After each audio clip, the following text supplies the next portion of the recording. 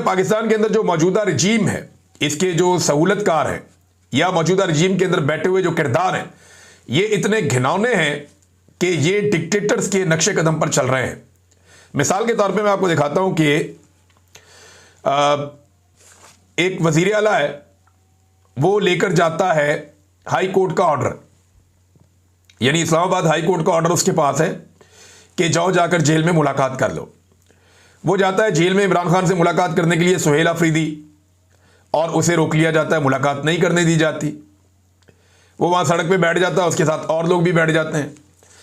अब वहां पे 100-150 बंदा मौजूद है, वजीर आला सड़क पे बैठा हुआ है, ये 4.5 करोड़ लोगों का नुमाइंदा है, और सड़क पे बैठा हुआ इसलिए कि भाई एस्टेब्लिशमेंट नहीं चाहती कि इसकी मुलाकात हो इमरान खान से, और अदालती ऑर्डर के तहत तो बिल्कुल नहीं। उसके बाद अदालती ऑर्डर है, अदालती अहकामात उसके बाद मौजूद हैं, और सुपरिटेंडेंट जेल जाके अदालत में क्या बताता है आज के दिन, वो जाकर जज को ये बताता है जनाब हमारे तक तो ये पहुंचते ही नहीं है, जो हमारे तक पहुंचते हैं हम उनकी मुलाकात करवा देते हैं। कैसी डिटाई और बेशर्मी है भाई। बाहर कौन खड़ा हुआ? पुलिस खड़ी हुई है।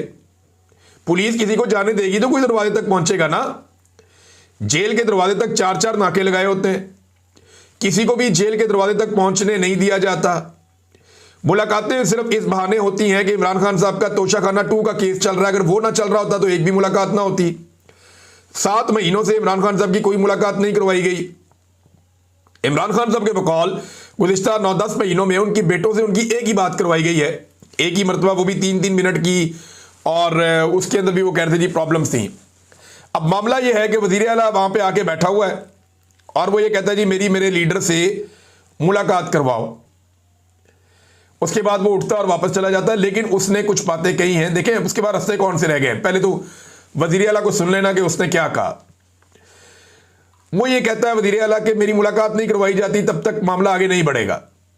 अगर अदालतें इसी तरह काम करती हैं तो फिर अवाम का अदलिया पर एतमाद कैसे बहाल रहेगा। जब तक इमरान खान से मुलाकात नहीं करवाई जाती मैं किसी मीटिंग में शिरकत नहीं करूंगा और ना ही काबीना तश्कील दूंगा। मैं धरना जारी रखूंगा और अगली बार सबको पता चलेगा कि असल धरना किसे कहते हैं।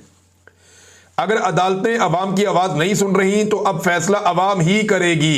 लेकिन 2 रास्ते हैं अब सुहेल अफरीदी के पास इमरान खान से मुलाकात करने के लिए, क्योंकि एस्टेब्लिशमेंट ये चाहती है कि हमारे दरवाजे पे आओ, हम करवाते हैं मुलाकात।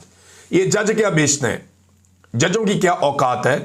जज अगर आपको फैसला लिखकर भी देंगे तो हम पुलिस के जरिए से आपकी मुलाकात रुकवा देंगे, और अगर पुलिस आपको रास्ता भी दे देगी तो हम जेल में आपकी मुलाकात होने नहीं देंगे।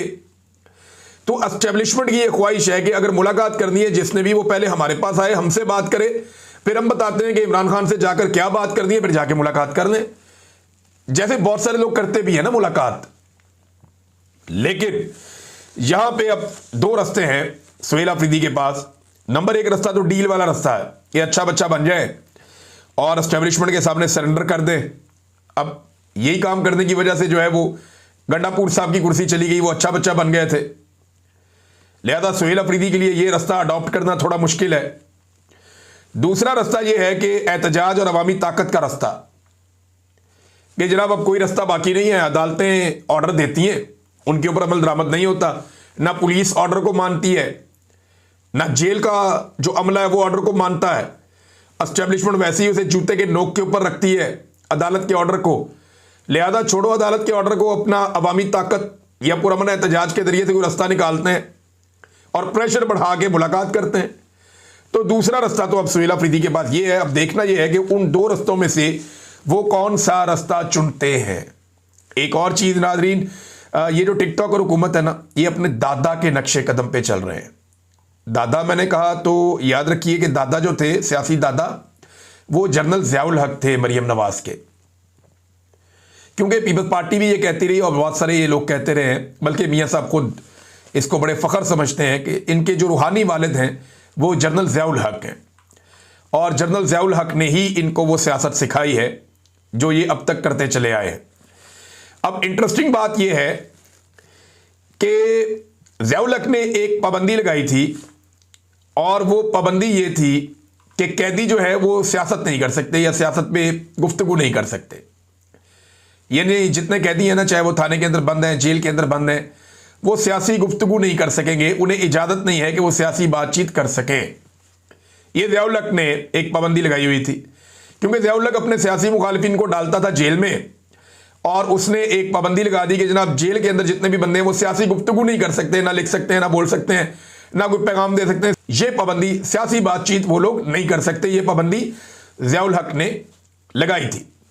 अच्छा, ये जो पाबंदी थी, ये इसकी शिक 265, ये 265 जो है इसके खिलाफ अदालत में चले गए थे पाकिस्तान तहरीक इंसाफ के लोग, और सरदार एजाज इसहाक खान साहब ने यह फैसला किया था कि पाबंदी नहीं रहेगी।